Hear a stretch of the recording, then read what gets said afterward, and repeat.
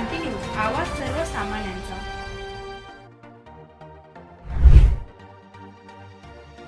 राष्ट्रीय पोषण उपक्रम राबवण्यात देशात महाराष्ट्र अव्वल क्रमांकावर आला आहे। या कार्यक्रमांतर्गत महिला व बालकांच्या आहाराच्या संदर्भात गैरसमज दूर करण्याचा प्रयत्न केला गेला।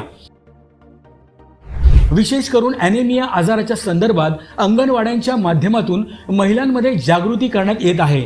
यामध्ये 10,516 अंगणवाडी केंद्रांमधून ही जागृती सुरू आहे। यामध्ये 6 महिने ते 6 वर्ष वयोगटातील बालके तसेच स्तनदा माता तसेच किशोरवयीन मुली यांना देखील लाभ देण्यात येत आहे।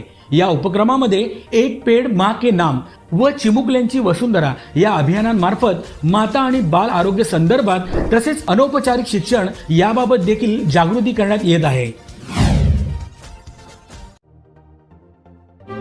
अशाच नवनवीन बातम्या पाहण्यासाठी आमच्या महाराष्ट्र क्रांती न्यूज या YouTube चॅनलला लाईक करा, सबस्क्राईब करा आणि बेल आयकॉनला प्रेस करा।